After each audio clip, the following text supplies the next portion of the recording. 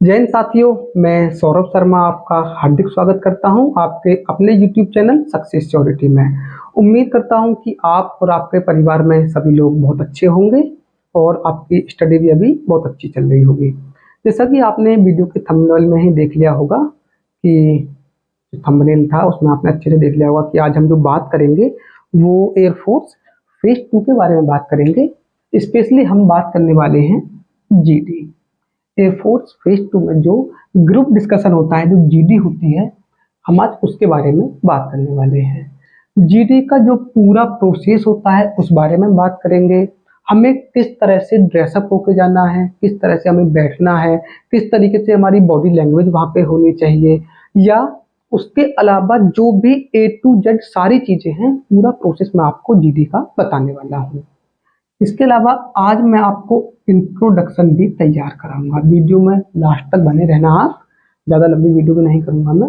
Introduction में आपको देखिए, आपका इंट्रोडक्शन अभी ऑलमोस्ट तैयार ही होगा क्योंकि रिटन एग्जाम हो गया है, रिजल्ट भी आ गया है, तो इंट्रोडक्शन ऑलमोस्ट तैयार होगा। सिर्फ मैं उसको फिल्टर कराऊंगा कि इंट्रोडक्शन में आपकी कौन कौन सी गलतियां हैं। और जब आप वो देखेंगे ना, वीडियो पूरी देखेंगे, इंट्रोडक्शन का पार्ट जब मैं कराऊंगा तो आपको ये खुद से समझ भी आएगा कि हाँ यार, हमने ये गलतियां वास्तव में की थी और हमने इन गलतियों पे ध्यान ही नहीं दिया। थोड़ा सा मैं आपको अपने बारे में भी बता दूं कि मैंने भी इंडियन एयरफोर्स एग्जाम को 3 बार क्वालिफाई किया है और उसके अलावा 3 अलग अलग एएससी बेंगलोर, दिल्ली और कानपुर से मैंने फेज 2 को भी क्वालिफाई किया है। तो मैं आपके साथ अपना पर्सनल एक्सपीरियंस भी शेयर करूंगा। थोड़ा सा मैं आपको एयरफोर्स फेज 2 का जो प्रोसेस है उसके बारे में ब्रीफिंग दे देता हूँ। आप ये समझ लीजिए कि इसमें किस तरीके से चीज़ें होती हैं। सबसे पहले होता है आपका PFT, physical fitness test. Physical fitness test में आपको पता होगा कि 1600 मीटर की रनिंग होती है, 10 पुशअप्स होते हैं, 10 सेटअप्स होते हैं, 20 स्क्वाट्स होते हैं। अगर आपको लगता है कि भाई आपको फिजिकल में कुछ प्रॉब्लम आ रही है, जैसे बॉडी पोस्चर किस तरीके से होना चाहिए या कौन कौन सी सावधानियां वहाँ पे आपको बरतनी है, तो मैं इसकी आपको 5 से 7 मिनट की सेपरेट वीडियो बना के दे दूंगा। आप मुझे कमेंट बॉक्स में बता सकते हैं। उसमें मैं आपको पूरा बॉडी पोस्चर बताऊंगा और कौन कौन सी सावधानियां आपको बरतनी चाहिए।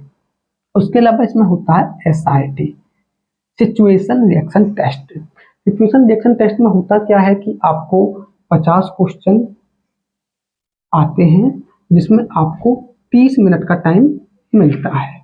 आपको 30 मिनट में 50 के 50 क्वेश्चंस को सॉल्व करना होता है, जिसमें करीब करीब 43 से 45 क्वेश्चंस में आपको एक सिचुएशन दी जाती है और आपसे पूछते हैं कि वहाँ पे कैसे रिएक्ट करना है।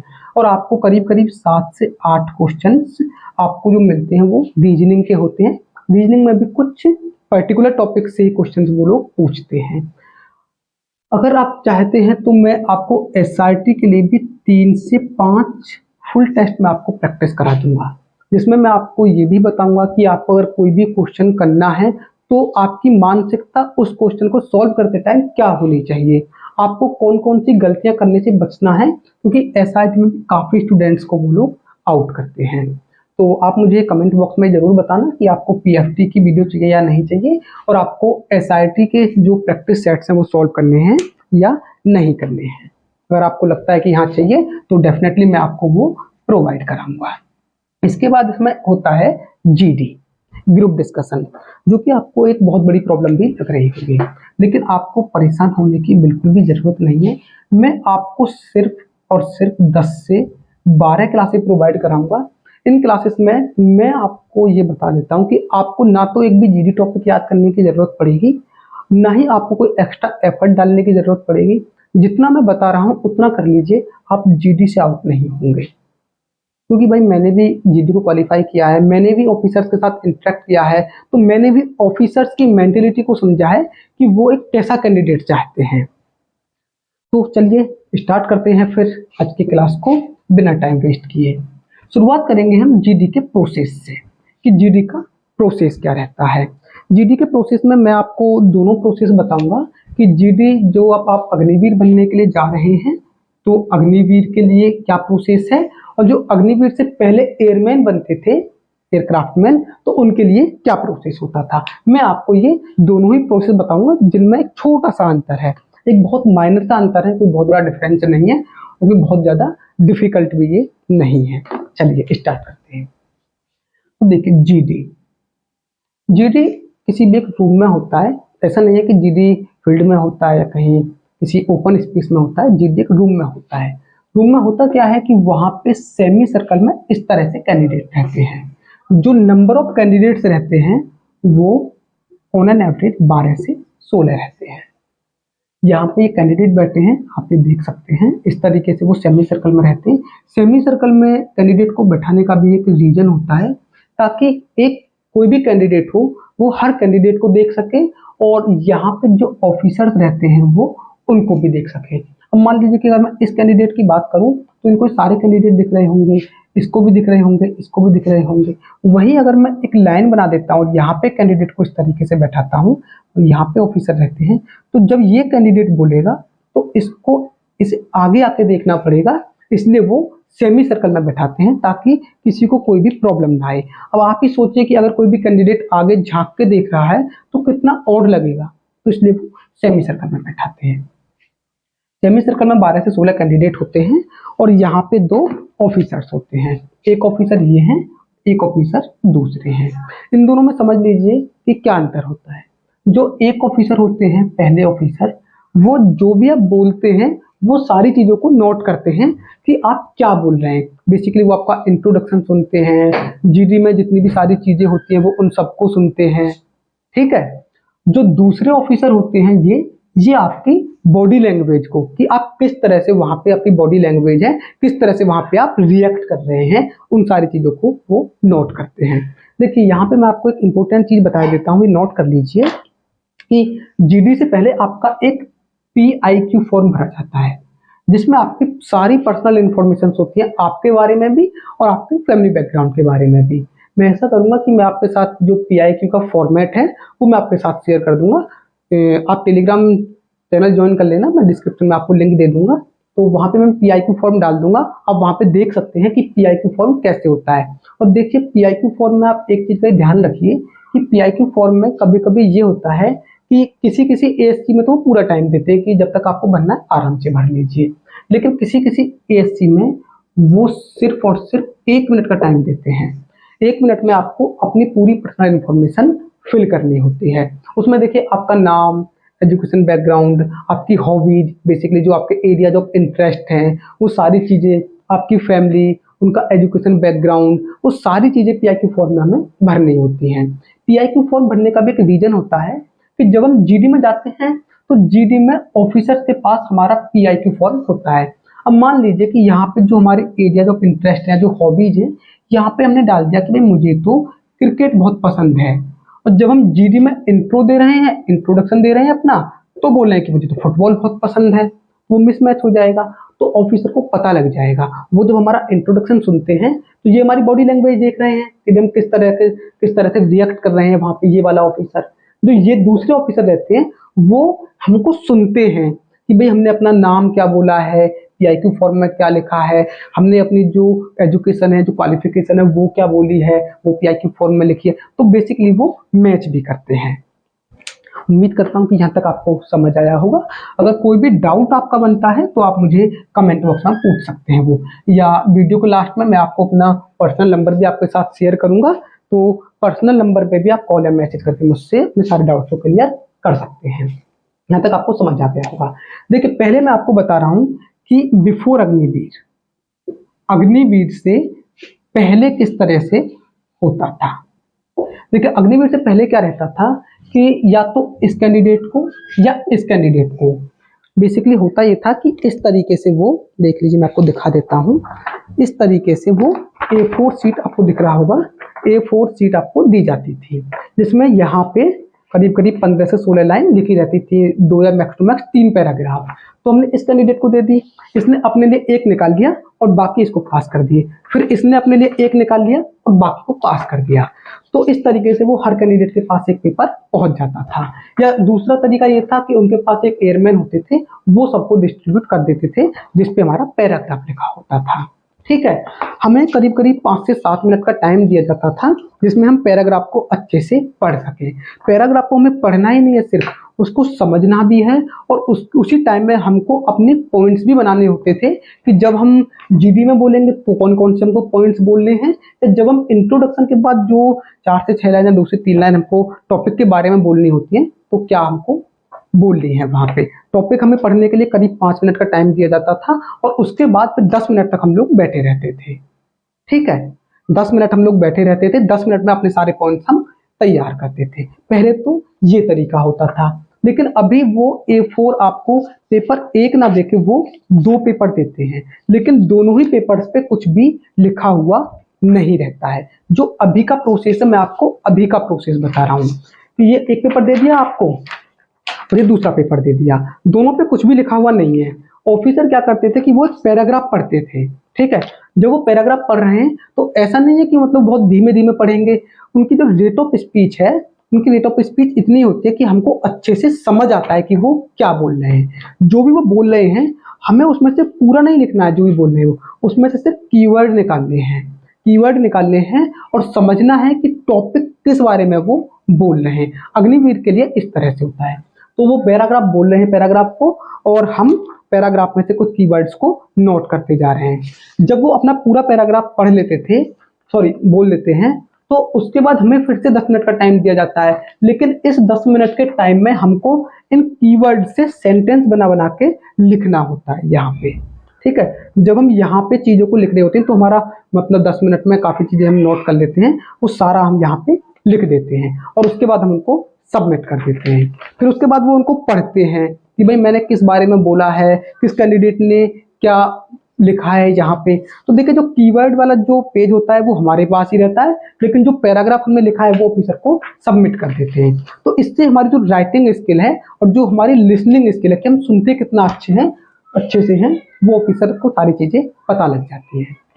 उम्मीद करता हूँ आपको समझ आ गया होगा। अब देखिए, जब ये सारी चीज़ें हो जाती हैं उसके बाद क्या होता है, इस ऑफिसर ने हमको जैसे पहले पैराग्राफ बांटते थे फिर उसको सबमिट कर देते थे। यहाँ पे हमने जो पैराग्राफ खुद से लिखा है वो सबमिट कर दिया। उसके बाद ऑफिसर उसको चेक करते हैं और जो भी वो जिस तरीके से भी चेक करते हैं, जो भी क्राइटेरिया उनका रहता है वो चेक कर लेते हैं। उसके बाद वो बोलते हैं कि भाई आप अपने आप को इंट्रोड्यूस कीजिए, आप हमें इंट्रोडक्शन दीजिए, हमें भी दीजिए और सारे जो कैंडिडेट्स हैं जो आपके यहाँ पे ग्रुप है पूरा, इनको भी आप बताइए कि मैं कौन हूँ, मेरा नाम क्या है, मेरी मतलब जो भी चीज़ें हैं इंट्रोडक्शन में वो इन सबको ऑफिसर को देना होता है। पहले कैंडिडेट ने अपना इंट्रोडक्शन दिया, उसके बाद दूसरे कैंडिडेट ने दिया, तीसरे कैंडिडेट ने दिया, इसी तरीके से सारे कैंडिडेट देते हैं और ये सुनते हैं और ये हमारी बॉडी लैंग्वेज को नोट करते हैं। जब हम सबका इंट्रोडक्शन हो जाता है तो ऐसा नहीं है कि इंट्रोडक्शन होने के बाद हमें बहुत लंबा टाइम दिया जाएगा कि हम रिलैक्स करेंगे। हो सकता है कि 10 से 15 सेकंड बाद ही, या कभी कभी 5 से 10 सेकंड में भी होता है, वो बोल देते हैं स्टार्ट द जीडी, आप अपना जीडी स्टार्ट कीजिए। अब इनमें से कोई भी कैंडिडेट, मान लीजिए ये भी 4 कैंडिडेट एक साथ बोल रहे हैं या 5 कैंडिडेट एक साथ बोल रहे हैं, जीडी स्टार्ट करने की कोशिश कर रहे हैं, क्योंकि भाई हर कोई चाहता है कि मेरा सिलेक्शन हो, हर कोई जीडी स्टार्ट करने की कोशिश करता है। जीडी स्टार्ट हो जाती है। जीडी स्टार्ट होने के बाद वो ऑफिसर के मूड पे डिपेंड करता है कि वो 5 मिनट लेते हैं, 10 मिनट तक सुनते हैं, 15 मिनट तक, 20 मिनट तक। मैंने 20 मिनट भी सुना है कि ग्रुप डिस्कशन चला है। बाकी जो मोस्टली चलता है वो 5 से 10 मिनट ही चलता है, जो हमारा जीडी चलता है। तो उम्मीद करता हूँ कि यहाँ तक भी आपको भाई सारी चीज़ें समझ आई होंगी। अब आगे बढ़ते हैं। जब हमारा जीडी हो जाता है तो उसके बाद फिर वो हमें भेज देते हैं कि आपका जीडी ओवर हो गया, आप जा सकते हैं। लेकिन देखिए, एक चीज़ वहाँ पे आप ध्यान रखना कि जब हम रूम में एंट्री करते हैं तो ये जो ऑफिसर सेकंड वाला, इनका काम स्टार्ट हो जाता है कि हम किस तरीके से चल रहे हैं। देखिए, वहाँ पे जब आप रूम में एंट्री करेंगे आपको इस तरीके से हाथ लगा के नहीं चलना है, इस तरीके से हाथ लगा के नहीं चलना है, आपके हाथ प्रॉपर चलने चाहिए, क्योंकि भाई वो आप एक जेंटलमैन है, आप में वो एक जेंटलमैन देख रहे हैं। ठीक है, वहाँ पे जो भी आप रिएक्ट करेंगे एक जेंटलमैन की तरह करेंगे। जब आप एग्जिट करेंगे वो तब तक भी आपको देखेंगे कि कौन बंदा किस तरीके से जा रहा है। मान लीजिए ऐसा नहीं कि उन्होंने बोल दिया कि जीडी ओवर हो गया तो फिर आप कुछ भी करेंगे वहाँ पे। इस चीज़ का ध्यान रखना कि जब आप रूम से बाहर आ जाएंगे तब तक भी ये ऑफिसर आपकी बॉडी लैंग्वेज को, आप किस तरह से चल रहे हैं, कि ऐसा तो नहीं कि आप बहुत जल्दबाजी कर रहे हैं, सामने वाले को धक्का दे रहे हैं, या बहुत धीमे से चल रहे हैं, पीछे वाले को आपको धक्का देना पड़ रहा है कि चल भाई। तो वहाँ पे सारी चीज़ें ऑन एन एवरेज ही करना, कोई भी वहाँ पे ओवर स्मार्ट बनने की कोशिश नहीं करना है, और जितना वो आपको बताएं, जो भी वो आपको इंस्ट्रक्शंस दें, जो भी निर्देश दें, आपको उन सारे निर्देशों का पालन करना है। अब जो आपने थंबनेल में देखा है कि भाई कैसी हमारी ड्रेस होनी चाहिए, किस तरीके से हमको बैठना चाहिए, और सबसे बड़ा शायद आपको डाउट आया होगा कि जीडी में भाई नंबर भी मिलते हैं। हम तो पहले नहीं सुना था, जीडी में भाई नंबर मिलते हैं। नंबर किस तरह से मिलते हैं, वो सारी चीजें भी आपके साथ में आज डिस्कशन यहाँ पे करने वाला हूँ। ठीक है, मैं आपको जो शुरुआत करूंगा वो ड्रेस से करता हूँ। ड्रेस ड्रेस देखिए भाई, आपका सबसे पहले फिजिकल होगा, तो हो सकता है ये मैंडेटरी होता है कि आप लोअर टी शर्ट में या शॉर्ट्स में ही वहाँ पे जाके रनिंग करते हैं, पूरा फिजिकल प्रोसेस कंप्लीट करते हैं। आप सोचिए कि आप लोअर टी शर्ट में या शॉर्ट्स में जा रहे हैं, वहाँ पे जाके ऑफिसर के सामने बैठ रहे हैं, तो थोड़ा सा ऑड लगेगा। इसलिए आपको प्रॉपर ड्रेसअप होके जाना है। प्रॉपर ड्रेसअप होके जाने से आपको दो फायदे होंगे। पहला फायदा तो आपका ये होगा कि आपका जो मोटिवेशन है वो काफी हाई रहेगा। अब सोचिए कि यहाँ पे एक कैंडिडेट प्रॉपर ड्रेसअप होकर बैठा है, वो प्रॉपर ड्रेस में है, इसके पास में एक शॉर्ट्स में बैठा है जो कि टी शर्ट में है, बार बार टी शर्ट को इस तरीके से कर रहा है, कितना ऑड लगेगा। एक तो वो कॉन्सेंट्रेट ही नहीं कर पाएगा, दूसरा ऑफिसर जो बॉडी लैंग्वेज चेक करते हैं वो भी नोट करेंगे। तो इसलिए आपको, मैं तो ये भाई, मेरा तो पर्सनल यही सजेशन है कि आप प्रॉपर ड्रेसअप होकर जाएं। ड्रेसअप में क्या क्या होता है मैं आपको वो भी बता देता हूँ। आपका मोटिवेशन भी अच्छा रहेगा, और दूसरे लोगों से आप अलग भी दिखेंगे, ऑफिसर आपको नोट करेगा अगर आप प्रॉपर ड्रेसअप होकर जाते हैं। तो देखिए, ड्रेसअप में आपको लेने हैं ब्लैक शूज। ये नोट कर लीजिए कि ब्लैक शूज ही होने चाहिए। ऐसा नहीं है कि आप किसी भी स्पोर्ट्स शूज में चले जाएंगे, जीन्स में चले जाइए, नहीं भाई, ब्लैक शूज आपके पास होने चाहिए। आपके जो सॉक्स होने चाहिए वो भी ब्लैक ही होने चाहिए। और सॉक्स में आप एक बात और ध्यान रखना कि जो भी आपके सॉक्स हैं वो शॉर्ट्स वाले मत लेना, तो छोटे वाले आते हैं अभी, वो मत पहन के जाना। जब हम बैठते हैं तो जो हमारी पैंट है वो थोड़ा सा ऊपर उठ जाती है, तो वहां पे फिर हमारे जो सॉक्स हैं वो दिख जाते हैं। ये कोशिश करना इसलिए कि आपके जो सॉक्स हो वो भी पूरे ही हों। ठीक है, जो लॉन्ग वाले आते हैं वो ही हो। और उसके बाद जो हमारी पैंट है वो भी ब्लैक ही होनी चाहिए, ब्लैक पैंट होनी चाहिए। और जो सॉक्स का कलर है, जो हमारे मोजे का कलर है, उसके साथ वो मैच करनी चाहिए। ब्लैक हमारे पास बेल्ट होनी चाहिए। ठीक है, ब्लैक बेल्ट के अलावा हमारी जो शर्ट होनी चाहिए उस पर प्रॉपर प्रेस होनी चाहिए। ऐसा नहीं है कि उसमें बहुत ज़्यादा मतलब सरबटें आ रही हैं, या कोई मतलब बहुत ज़्यादा और दिख रही है, बहुत ज़्यादा लाइनों वाली शर्ट है। एक वाइट शर्ट, या मतलब आप आसमानी शर्ट भी ले सकते हो, वो भी अच्छी लगती है, ब्लू शर्ट ले सकते हो आप। बाकी मैं तो ब्लैक पैंट के साथ आपको सजेस्ट करूंगा कि आप वाइट शर्ट ही लें। Black shoes, black socks, black pant, black belt और वाइट शर्ट। शर्ट पे प्रॉपर प्रेस होनी चाहिए। शर्ट हमारी अंदर होनी चाहिए, ऐसा नहीं है कि बाहर हो, शर्ट हमारी अंदर होनी चाहिए। और प्रॉपर जिस तरह से एक ऑफिसर होता है, जिस तरह से एक जेंटलमैन दिखता है, उस तरीके से आपको वहां पे जाके दिखना है, उस तरीके से आपको ड्रेसअप होकर जाना है। ठीक है, अगर आपके पास ये सारी चीज़ें अवेलेबल हैं तो बहुत अच्छी बात है, नहीं तो आप मैनेज कर सकते हैं। देखिए, आपका जो टोटल इसमें खर्चा होगा वो मैक्स टू मैक्स 1000, 1200 या 1500 रुपये खर्च होंगे। लेकिन अगर आपकी नौकरी लग जाती है तो वो खर्चा बहुत ज़्यादा मायने नहीं रखता है। चलिए आगे बढ़ते हैं। ड्रेसअप के बाद दूसरी बात आती है सिटअप, कि हमें बैठना किस तरीके से है। देखिए, वहां पे सबसे पहले तो हमें इस तरीके से नहीं बैठना है। इस तरीके से, अगर मान लीजिए खड़े हुए, तो इस तरीके से नहीं खड़े होना है, बिल्कुल हमें सीधा खड़ा होना है। ठीक है, अगर सिटअप की बात करें कि हमें बैठना किस तरीके से है, तो हमारी बैक इरेक्ट होनी चाहिए,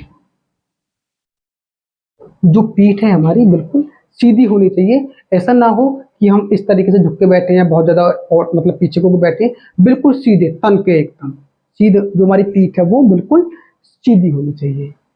उसके अलावा जो हमारे हैंड्स हैं, जो हमारे हाथ हैं, वो हमारे थाइज पे होने चाहिए।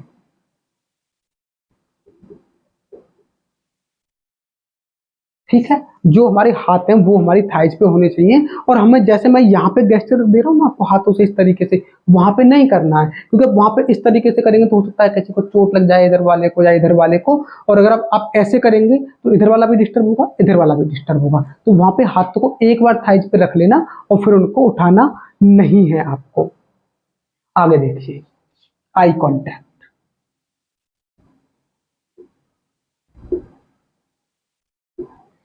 देखिए, जो हमारी आंखें हैं, आपने अक्सर सुना होगा कि हमें ऑफिसर को देखना है नहीं देखना है। बहुत बड़ा डाउट रहता है कि भाई जो ऑफिसर वहां पे हैं हमें उनको देखना है या नहीं देखना है। देखिए, ऑफिसर को हमें सिर्फ दो सिचुएशंस में देखना है। कौन कौन सी दो सिचुएशंस होती हैं, उनमें से एक तो मैं आपको अभी बता रहा हूँ, वो सुन लीजिए, और दूसरी सिचुएशन मैं आपको तब बताऊंगा जब मैं आपको इंट्रोडक्शन के बारे में चीजें क्लियर करूंगा। अगर ऑफिसर कुछ भी बोल रहे हैं तो आपको ये ध्यान रखना है कि आपको सिर्फ ऑफिसर को ही देखना है, फिर आपको उनको अच्छे से सुनना है और आपका ध्यान कहीं और नहीं होना चाहिए। अगर ऑफिसर कुछ भी बोल रहे हैं तो, अगर वो किसी कैंडिडेट से भी बात कर रहे हैं ना, मान लीजिए वो आपसे बात नहीं कर रहे हैं, किसी दूसरे कैंडिडेट से बात कर रहे हैं, तो आपका ये नहीं कि वो तो किसी और से बोल रहे हैं तो आपका ध्यान कहीं और, आप किसी और तरफ देख रहे हैं, फिर आपको ऑफिसर को ही देखना है अगर ऑफिसर बोल रहे हैं तो। ठीक है, आपको ध्यान रखना है बिल्कुल अच्छे से। ये सारी चीजें मैं आपको एक बार फिर से बता देता हूँ। प्रॉपर ड्रेसअप होकर जाना है, black shoes, black socks, black pant, black belt और व्हाइट शर्ट। व्हाइट शर्ट में आपको ज्यादा सजेशन दूंगा कि आप व्हाइट शर्ट पहन के जाएंगे, बेटर रहेगा। सिटअप में आपकी बैक बिल्कुल, जो आपकी कमर है बिल्कुल सीधी होनी चाहिए। आपके जो हाथ है, आपके जो हैंड्स है वो थाइज पे होने चाहिए। आपका जो आई कांटेक्ट है उस बंदे की तरफ होना चाहिए जो बोल रहा है, या अगर आप बोल रहे हैं बाकी सब सुन रहे हैं तो ऑफिसर को दूसरी बार कब देखना है वो मैं आगे चल के बताऊंगा। पूरे ग्रुप के साथ आप आई कांटेक्ट आपको करना है। मान लीजिए कि अगर आपको कोई डिस्टर्ब हो रहा है किसी को देखने में, तो आप आंखें ना देख के उनके फोरहेड, उनके माथे पे देखिए, क्योंकि ऑफिसर को ये पता नहीं लगेगा कि हम उनकी आंखों में देख रहे हैं या उनके माथे पे देख रहे हैं।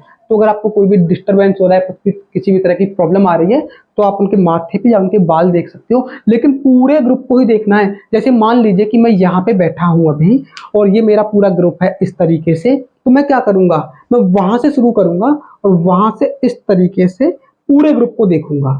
तो ऑफिसर ये सारी चीजों को नोट करते हैं जो आपकी बॉडी लैंग्वेज होती है। ठीक है, अब देखिए, आई कांटेक्ट हो गया आपका। आई होप आपको समझ आ रहा होगा मैं क्या बोल रहा हूं। इसके अलावा दो चीजें और होती हैं। देखिए, एक होती है नॉडिंग। नॉडिंग जब हम बात करते हैं, अक्सर आप भी अपने दोस्तों से बात करते होंगे तो इस तरीके से नार हिलाते हो ना कि हाँ मुझे समझ आ रहा है। तो जो कोई बच्चा बोल रहा है ना, तो वहां पे ऐसे नहीं कि उसकी तरफ से ऐसे देख रहे हैं, घूर रहे हैं उसको, नहीं भाई। आपको देखिए, अगर आप इस तरीके से मतलब एक्टिंग भी कर रहे हैं ना, तो भी ऑफिसर को लगेगा कि भैया हाँ ये सुन रहा है। और वैसे भी अगर आप अभी से आदत डालेंगे, क्योंकि एक वहां पे वो सिर्फ ये नहीं देखते कि कौन कितना अच्छा स्पीकर है, कौन कितना अच्छा बोलता है, ये भी इंपॉर्टेंट होता है कि कौन कितना अच्छा सुनता है। उससे दो फायदे होंगे। पहला फायदा तो ये होगा कि आपकी जो लिसनिंग स्किल है वो आपको दिखेगी।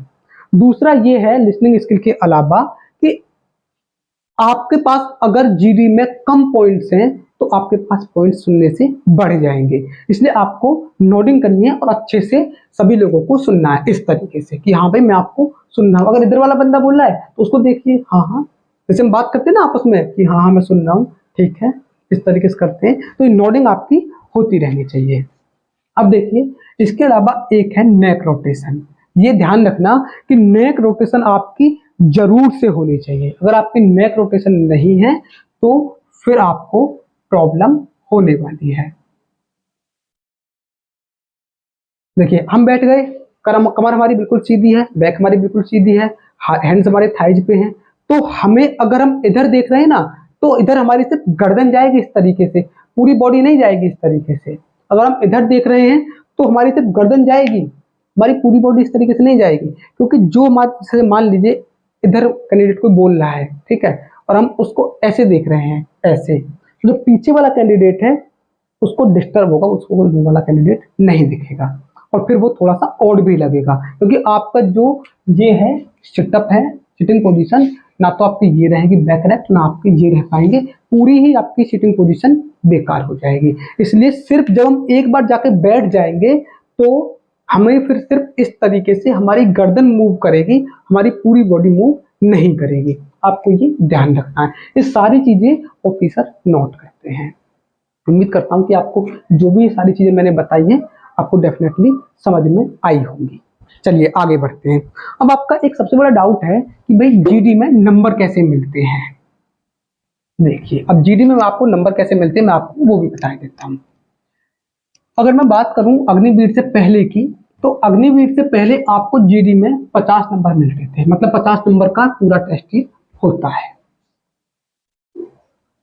अगर मैं अग्निवीर से पहले की जो भी वैकेंसीज हैं उनकी बात करूं तो उनमें जो टेस्ट होता था वो 50 नंबर का होता था और इसके 5 सेक्शन होते थे। हर सेक्शन 10-10 नंबर का होता था। क्या क्या होते थे वो भी बताऊंगा। लेकिन अभी अग्निवीर में ये 60 नंबर का होता है, एक सेक्शन इसमें बढ़ गया है। कौन सा सेक्शन बढ़ा है वो भी बताऊंगा मैं आपको। चलिए करते हैं स्टार्ट। देखिए जीडी में जो नंबर मिलते हैं, अभी मैंने आपको बताया था कि ऑफिसर एक पैराग्राफ पढ़ते हैं, आपको पहले कीवर्ड्स नोट करने होते हैं और कीवर्ड्स के बाद फिर आपको वहां पे एक पैराग्राफ लिखना होता है। तो सबसे पहले जो आपकी स्किल चेक होती है वो होती है राइटिंग स्किल।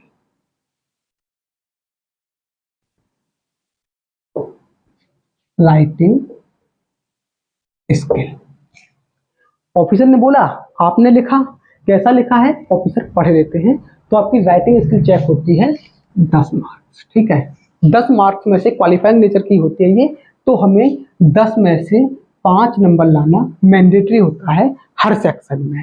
ठीक है, तो राइटिंग स्किल पे आपको ध्यान से देखना है।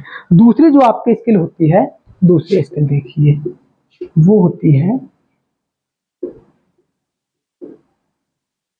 Reasoning ability. रीजनिंग एबिलिटी में क्या होता है कि देखिए जो वर्ड है ना रीजनिंग, इसका सीधा सा एक मतलब निकालिए आप कि आपकी जो सोचने समझने की शक्ति है कि आप किस तरीके से साथ के साथ सोचते हैं। आपने पढ़ा होगा, एक बेसिकली साइंस ग्रुप वालों ने तो पढ़ा होगा, जो एक्स ग्रुप वाले हैं वो एक्सेलरेशन होता है, तात्क्षणिक एक्सेलरेशन करके कुछ होता है, वो आपने पढ़ा होगा कि उस टाइम पे उस मोमेंट पे कैसा सोचते हैं।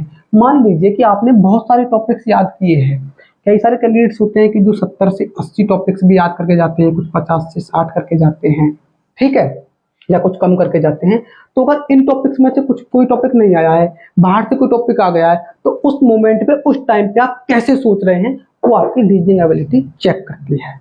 और देखो मैं आपको एक बात को बता देता हूँ, जो आपने थंबनेल में देखा है कि एक ट्रिक में, सिर्फ और सिर्फ एक ट्रिक में ही आपके सारे जीडी टॉपिक कवर हो जाएंगे, हाँ मैं अभी भी उस बात पे कायम हूँ। और मैं आपसे प्रॉमिस करता हूँ कि भाई आपको कोई भी टॉपिक तैयार करने की जरूरत नहीं है।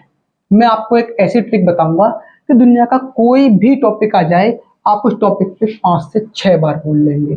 और 5 से 6 बार ऐसा नहीं है कि सिर्फ बोल रहे हैं, वो भी परफेक्ट बोलेंगे। ऑफिसर को सुन के भी अच्छा लगेगा और बच्चों को सुन के भी अच्छा लगेगा। तीसरी देखिए, तीसरी होती है communication.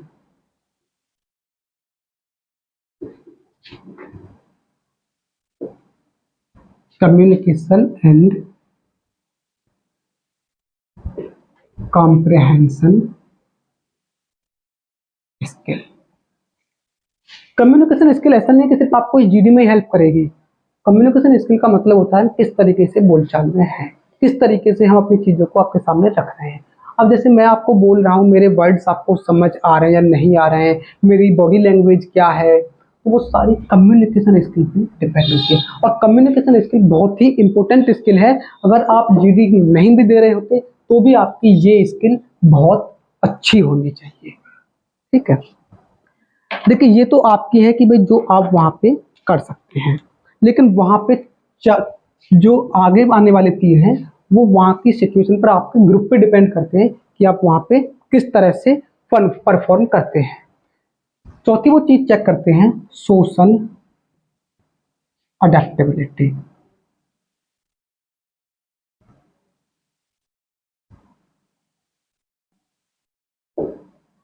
Social adaptability, social adaptability का मतलब ये है कि भाई जो आपका ग्रुप है आप उसमें अच्छे से व्यवहार कर रहे हैं नहीं कर रहे हैं। मान लीजिए कि आप बोले, बीच में कोई और बोल पड़ा, आप उन पे गुस्सा तो नहीं हो रहे हैं, मतलब जो आपका सामाजिक व्यवहार है वो कैसा है। आप जो भी आपका ग्रुप है, बेसिकली एक टॉपिक पीयर ग्रुप भी होता है जीडी के लिए, कि आपका जो दोस्तों का ग्रुप उसे पीयर ग्रुप बोलते हैं, तो वहां पे आप किस तरीके से लोगों के साथ व्यवहार करते हैं। तो सोशल अडेप्टेबिलिटी में ये दिखता है कि आप अपने ग्रुप के साथ अडेप्ट कर पा रहे हैं या नहीं कर पा रहे हैं।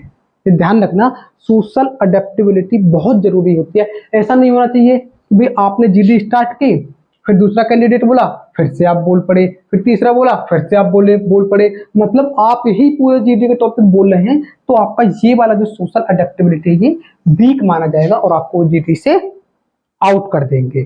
ठीक है, बढ़ते हैं आगे। नंबर 5 है आपका डिटर्मिनेशन।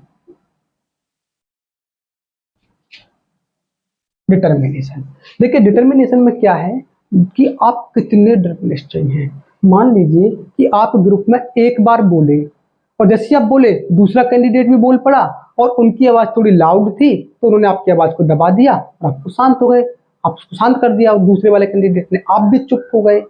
आपने फिर से बोलने की कोशिश की, पहले इधर वाला बोल रहा था, फिर इधर वाले ने आपको शांत कर दिया।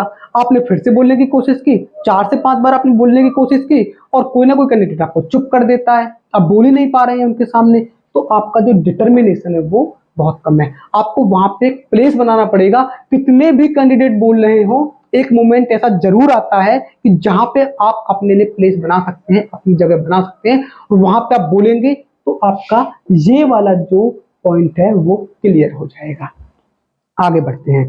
डिटर्मिनेशन के अलावा जो छठा पॉइंट है वो बहुत इंपॉर्टेंट है,